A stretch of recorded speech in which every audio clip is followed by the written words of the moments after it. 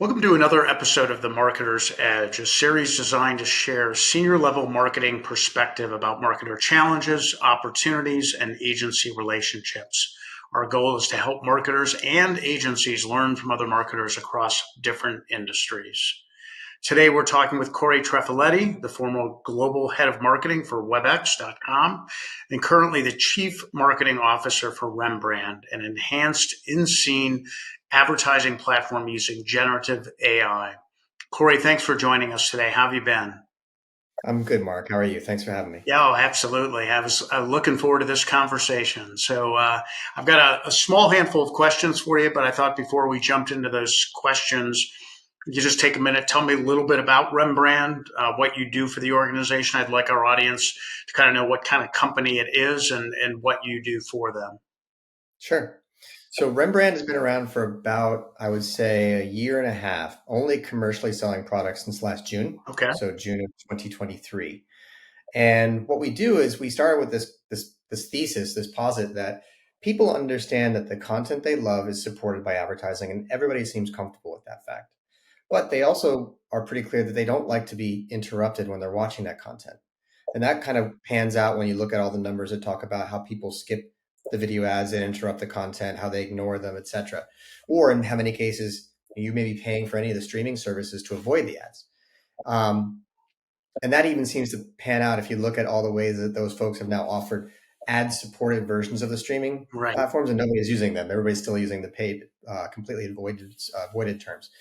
So anyways, we started with this idea, like, let's find a way that we can bring video advertising into this current stage of the world where people can have brands exposed to them, but it doesn't interrupt the content itself. Okay. And so product placement and virtual product placement have been trying to address this for years, Right. but those two areas still take a lot of time. There's lead time, there's negotiation time with the creators. There's so much work that goes into it that it turns off advertisers and marketers, and it doesn't scale to what they need. So what we did is we have actually created an AI that does three things. Those three things include that it identifies the proper placement for a branded insertion inside of a piece of video. The second thing it does is take a two-dimensional object and renders as a three-dimensional object so that it has natural look and feel for lighting, etc. And then the third thing the AI does is it deconstructs a video and inserts that three-dimensional image in post-production in such a way that it looks very, very seamless and as if it was naturally there. So occlusion from a hand moving in front of it or something else, it all looks very natural and seamless. Hmm. And the AI does this pretty quickly in a matter of a couple of hours. So we're able to do this by inserting brands into creator content on YouTube and TikTok and other social media channels now because it fits within their publishing process. And that's really what we've been doing for the last, I would say, 9 months or so, is getting brands to test out this concept of doing branded insertions inside of the content that people love. Got it. So the content that's being affected by your AI platform, can it be any content, or is it? I mean, what can you go to YouTube and find a video and use your Rembrandt AI platform and insert, basically disrupt the video in a way, I mean, talk to me a little bit about sort of the nuts and bolts of how it works. Yeah, so in theory, it can be working with any kind of video content. Now, we typically work with editors that have really high quality content, Okay. and we're working with them in the editing process. So Okay. Rembrandt is actually a plugin app inside of Adobe Premiere. Got it. It's inside of Final Cut Pro, or at least it will be in Final Cut Pro very, very soon. And so we work directly with the editors for these creators or for any sort of semi-professional content or professional content to insert branded advertisers into that content for them. Okay. So what we've really done with this marketplace is we're servicing the creators that create the content and the brands that want to be in that content to reach the target audience. Right.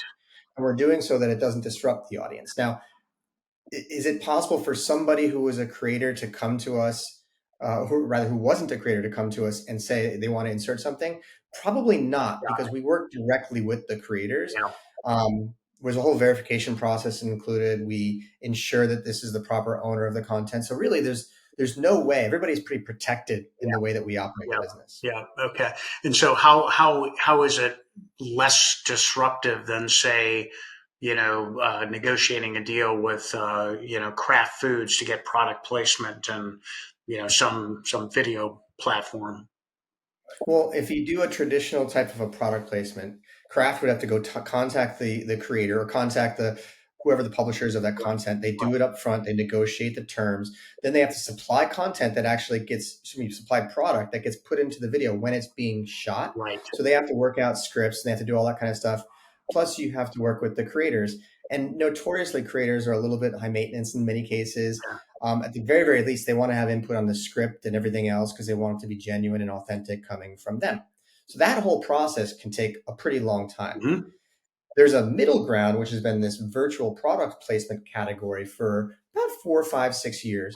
But that still requires visual effects artists to go into the post-production version of the video and manually create this insertion. That takes weeks to do it right, to make it look natural.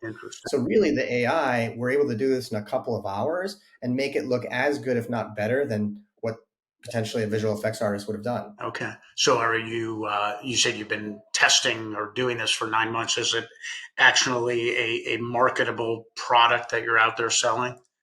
Yeah, we've had about let's see, I think from a Fortune 500 perspective, probably about a dozen brands that have actually run campaigns with us in the last 9 months. And these are big brands that you can see, that are running on our website. They're running throughout YouTube and TikTok. There's a lot of campaigns we've been running.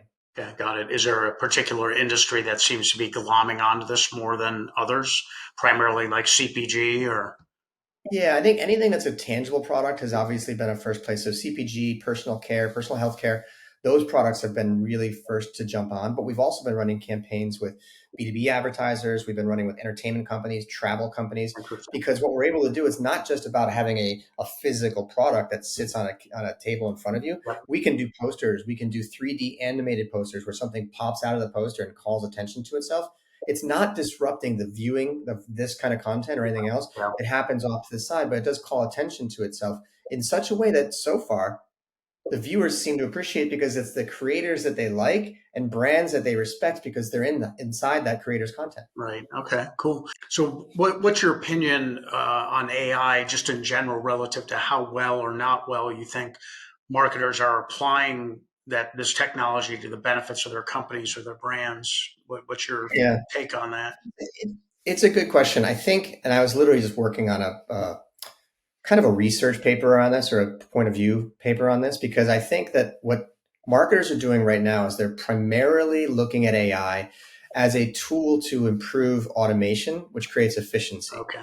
Right. I think that they look at it as a tool which is really about augmenting workflow, but augmenting workflow in a media-oriented process. So it's around optimization. It's around basic decision-making inside of their campaign infrastructure. What we haven't gotten to, which I think is what we're going to get to starting this year, is around the creative process itself and using AI almost like it's a partner. It could be a writing partner, a design partner, an ideator. There's a lot of different ways that we could use AI to help further the actual creative process in a way that advertising and marketing hasn't had to focus on. For the last 10, 15 years, we've focused on it as an efficiency vehicle. Right. We need to focus on it as a storytelling vehicle. Yeah. So without it jeopardizing somebody's job, I mean, how does one who's concerned about sort of their professional well-being, as AI encroaches on the world of creative development and content development, do they just need to figure out how to stay ahead of it and use it to assist them and make what they do even better? Or what's your take on that topic? I think that I personally don't think that for at least 10, 15 years, AI is going to replace people. Right. I think it can replace individual roles that people play to free them up to do other things. Okay. If you were to go back and watch Mad Men, okay, I love that show because I love advertising. If you go back and watch that show, there was actually a point where they were freaked out about computers because the computers were going to take over the analytics and the analytics was going to take over the creativity. And they were really reticent to bring that creator, that mainframe into the office, which they ended up having to do. And it still took up like 5,000 square feet of their office. If you fast forward to where we are right now, we've adopted technology in so many ways. And people are now abnormally afraid of it as a tool that's going to get rid of their jobs. But creative people still have jobs. Right. They just went and started using computers to make their jobs more efficient, more effective, and better. I think going forward, AI becomes a tool. It doesn't replace creativity.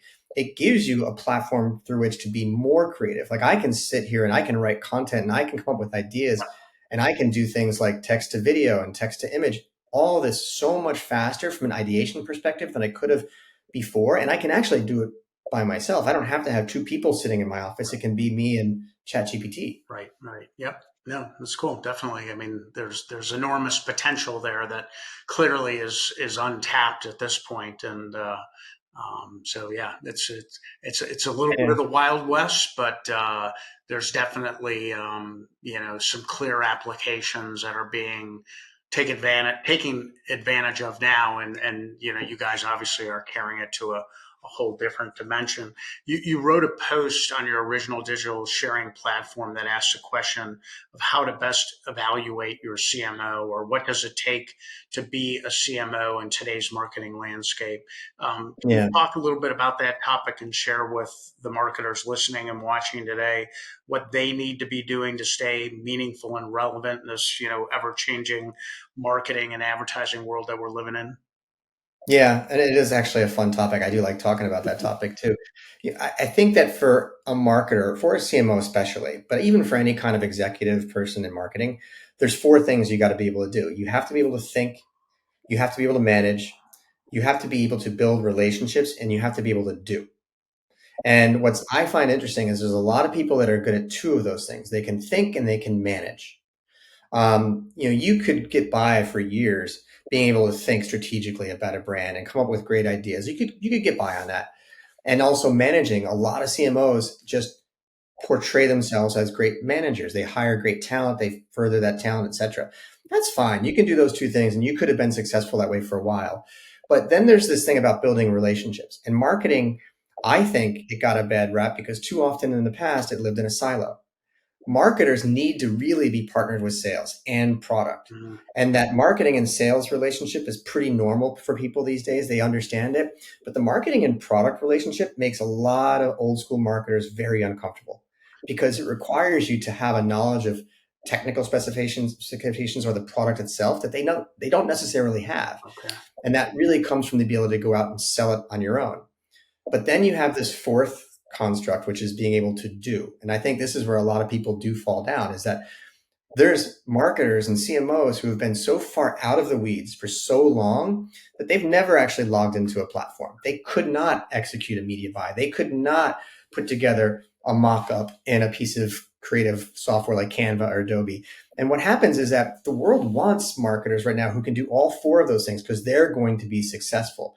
If you can do two or you can only do three, I would argue that you're going to be out of the workforce soon. Yeah. You have to be able to do all four Why is that fourth so important? because it's just the world requires so much more of us right now. And if you want to be able to come up with ideas and act on them quickly, you have to be able to go mock them up. Yeah. If you're going to manage people and they can do things that you can't do, you're basically obsolete inside your organization. Yeah. I just think that and when I get this a lot because I've talked to recruiters so many times over the last 10, 15 years, and they're always looking for somebody who's great at product marketing and demand gen, but they don't want somebody who can just sit on high and write a strategy and hand it to people. They want somebody who can actually get into the weeds, understand the decision making that has to happen. And that for a while was very much like a unicorn status in marketing.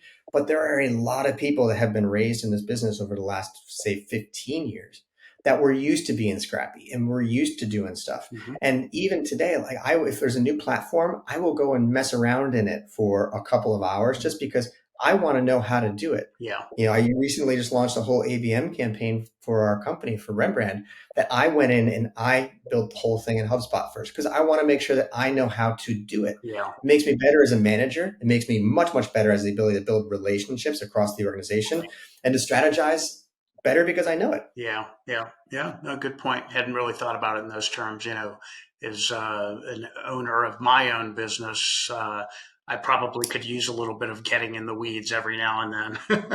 Yeah. although some people that work for me probably would say I'm sometimes too much in the weeds. So, Yeah. And it all comes down to individually what's good for you and your business. yeah, definitely. I just never want to be completely passed by somebody who understands something that I didn't at least have a cursory knowledge of. Right, right. So I'm curious, with so much activity flying around in the AI and related, technology spaces, how does a company like Rembrand set itself apart from say other AI offerings in the market? I mean, you see something new popping up every day. Hmm. Well, we've been focused on the market in general is all about this infrastructure layer of the LLMs, the large language models, and they're brilliant. I mean, the people building these things are insanely smart. We've basically looked at it as we're an AI company focused on a problem. And this problem is that video advertising in its current format is not really sustainable because people skip it, they pay to ignore it, they pay to avoid it, they ignore it. So that model can't be the only model going forward, especially as more video consumption continues to increase and advertisers are looking to try and find ways to leverage it in their media mix. So we're an AI company solving a problem. We talk about ourselves as a creatively focused AI technology company that's delivering organic video advertising. And that's different. I mean, we're taking a solution to an existing problem. We're not just some AI company that says we're building AI, but we don't know necessarily what for. We've identified a suite of problems to go solve Yeah, first. yeah. And that's a big addressable market. That marketing and video advertising space is a huge and only growing substantially category. So we think that we can go in and we can really provide a lot of value and disrupt that space. So I'm curious, who is your ideal target? Are you marketing to both agencies and marketers? And if you're focused on the marketing side, is there a specific, is it the marketing folks or is it the creative Yeah. directors that you're targeting? I'm just curious Yeah. where your world lies. So our marketplace, we target both the creators on the supply side and the advertisers on the Okay, advertiser side. And so if you look at and double click into the advertisers, definitely the agencies, because we work great with agencies, also the marketers and the advertisers themselves. So really those Fortune 500 brands that are doing video advertising or programmatic media buying. Because what we do is we've really taken it to a programmatic basis. okay, And so when we get budget either comes from video advertising, it comes from programmatic media, it comes from the innovation teams. And what's really great is that this team behind Rembrand knows the category well. So the CEO, the COO, the CRO, myself, a bunch of people in the company, we actually came from another company called Blue Kai. Blue Kai was pioneering the data and media space many years ago, and we sold that to Oracle and we built Oracle's data cloud. So this is a category that many of us have been in for a really long time, and we feel like we know it pretty well, and we know a lot of people in the space. So I think right. it's a combination of having the right people and the right business idea to go talk to these marketers and these advertisers and say, hey, we've been you, and we think that this is a really viable alternative to what you're probably doing right now. That's great. I noticed in your profile that you've spent some time working on the other side of the fence. Speaking of agencies, on the agency side for Yeah. it's Carrot and Freestyle Interactive. I think there Yeah. was also iTraffic, DeWitt Media. I'm just curious, Yeah. how have those experiences on the agency side made you a better marketer and importantly a better client if you are working with agencies now? Yeah, it probably has made me good and bad because I love the agency world. I grew up in the agency world, Right, literally, and I had a lot of fun. We built one of the first digital ad agencies in the world. We built another couple agencies along the way and sold those, and we were very successful with them. What I feel is that I learned how to innovate because when we were doing this space, there had been no one who'd done it before. So we got to write the rules as we went along. We got to test things. We got to learn how do you build a category from scratch. right, That category was digital media. We built affiliate marketing. We built search. We built display. We built video. We did all these great things. And so understanding how that side of the fence works, what pressures they're under, what clients are asking of them, and how quickly they're being asked to get things done means that we can align to their process and align to their needs.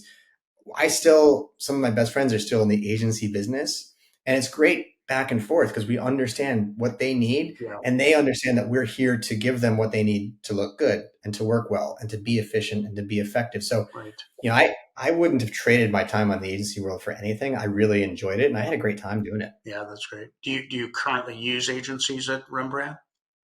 Not currently, no. We're still small enough where I can, manage a pretty small Yeah, distributed team yeah, and get a lot of things done. And I like being scrappy. I like trying to figure out how we're going to get all this stuff done. We don't currently use an agency, but when we grow up, maybe we will. Yep, yep. No, that's cool. As you think about the agency world and you look ahead over the next 12 to 18 months, what would you sort of characterize as the biggest challenge that body as an industry faces as we kind of roll through this year? Yeah. It's interesting too. I have my thoughts on that. The thing that agencies I think are going to have challenges with um, is that they are competing with consultants. Consultants Sure. somehow have convinced the world that they can charge 5 times what an agency charges to do half as much work. Right. And it's a lot of repurposed work they did for somebody else.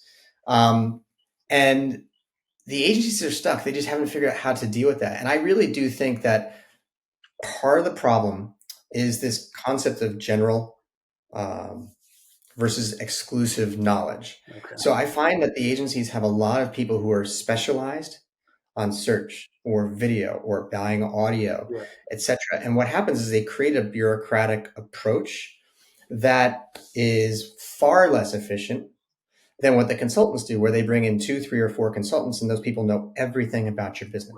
Right. Right. And those consultants, they do charge more.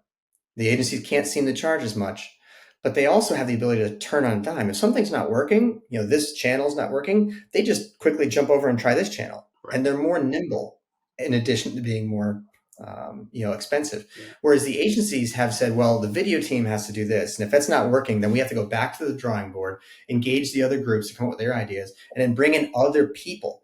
So all of a sudden your costs are going through the roof. It's very inefficient to manage a piece of business. If you look at the startups and you look at the team, for example, that I have now, it's real small. And everybody that I work with has the ability to just change on a dime and move into something else Yeah. very, very quickly. I think that's a problem that agencies are going to have to solve, is that the ability to be nimble because they have specified exclusivity and knowledge so much. Yeah. Yeah. No, I totally agree with you. Being nimble and agile is definitely key to future proofing your agency. And it's not new. Pardon me? It's not new, right, Mark? I mean, Not this is new. the same thing that agencies have been being told for years. We were being told that. But what was great is when we were building this business around digital media, since nobody had done it, everybody could do everything. Yeah. Right. Right. Yep. No, you're absolutely right. What about the same question on the marketer side? What do you think, just as a grouping of professional individuals operating in the marketing space, what do you see as sort of their biggest challenge as we walk through the next 12, 18 months? Well, I think there's a lot of pressure on the marketing organization. We're still hear marketers debate the ability to build a brand versus drive demand. And I think that debate is unfortunately filled by people who only do two of those four things I mentioned previously, Right. right? They can manage and they can think. But you have to be able to dive in and you've got to build the relationships and do. So if you can do those two things in addition to thinking and managing, then you start to recognize that I got to be able to take a smaller team and do more with it and have people who can carry multiple cards and have multiple hats on and do multiple things. I can't have a bunch of specialists. I got to have experts in the category, not the specific channel. Right. I think marketers have to understand that you build a brand while you're building demand. They are not separate and exclusive from one another. And I think marketers are still struggling with that. They just got to get scrappier. Yeah. Yeah, definitely. So just two remaining questions. Any advice you'd give to marketers thinking about bringing a new agency on board? Uh, yeah, actually, you know what? I have a funny piece of advice is that before you bring a new agency on board, you should probably really sit down and think, is that agency going to have the ability to solve the problem or am I the problem? I think it's really interesting where some people will bring on an agency knowing full well that to get an agency up and running and ramping properly, it takes probably a year to do it really, really well. At the very least, it's 4 to 6 months. Mm-hmm. So you've basically bought yourself between 6 months and a year of you're not going to get fired because you can always blame something on, well, we're onboarding the agency. Sure, sure. But a lot of times the agency you have has probably actually got the right people to do stuff, but you're not letting them do it. or the bureaucracy and the situation that you've got set up with procurement or somebody else, it's not letting them do it. So you can't necessarily say we're going to take out this agency and put another agency in place unless you've literally looked at yourself and say, am I even set up to work with, empower, and enable an agency to do what needs to be done? If you can't answer that beyond the shadow of a doubt with a yes, Yeah. it's a dumb idea to go try and find another agency. Yeah, yeah. So you're saying the problem is you, the marketer, and what's the solution then? Is it try once you realize that it's you that's the issue? Do you try and work with your agency to the existing agency to make right and put them in a better place and you in a better Yeah, I think like in the immortal worlds of Taylor Swift, hi, I'm the problem. It's me.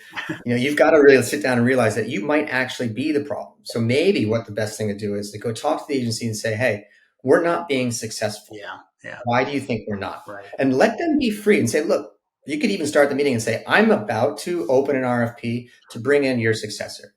But I want you to tell me what it is that we could be doing better. And if I buy it and it works, I'll give you the next 6 to 12 months to make it happen. Yeah, I'll give you everything you need. But you tell me first, because at least you're giving them a fighting chance. Because every other agency you bring in for an RFP and a pitch is going to tell you everything that you want to hear. sure. But when it comes down to it, you probably still won't be able to execute what they wanted because you're not equipped to do so. Yeah, yeah. Interesting. I haven't heard that response before. I like it. I like it. It's because I was an agency person. And I also, my agencies tend to either like me or hate me because I always tell them, look, if I'm going to hire you, you have to be able to do what I do at least as well as I do it. Yeah, And if you can, then we're good. And I've run into some people that can't, and I've run into some people who certainly can. yeah, yep. So last question here. If an agency was trying to knock down your door attempting to win business from you, what advice would you give that agency? I would tell them get a time machine and fast forward about 6 to 9 months before I actually have the ability to hire one. Okay. All right. So how about what advice would you give to an agency looking to knock down a door of a marketer that would be, working with an agency? I think agencies are always pitching all the time. And I could tell you, oh, well, make sure you customize the approach, etc. I think honestly, it's get to know me, get to know people on my team first, that it's still a relationship business. At the end of the day, there's 500 agencies that all could work well. It's a relationship business. I think most agencies I've ever hired were based on a relationship. If I felt that they could do a good job, if we did a test project and it worked well, and I thought they were easy to work with, it's a relationship business. Yeah. Do not spray and pray and hope you're going to get business. Yeah. Yep. Yep. Well, great. Well, listen, this has been a great conversation, a really interesting space that you're playing in, Cory. And, I wish you all the best. I'm going to jump back on your site now that I have a better understanding of what it is you do and how it all works and, dive down into the weeds a little bit and Yeah. really sort of get a good foundational understanding of the value that you guys seem to be bringing. So Thank you. sounds like things are going well, and hopefully they just keep moving in the right direction for you. I appreciate it. We're hoping that it continues to grow as well too, and definitely check it out. And if anybody has any questions, feel free to ping the website or ping me directly. I'm happy to answer any kinds of questions that anybody has. That's great. All right. Well, thanks so much. You have a great rest of your day. You too. Thanks, Mark. Thanks.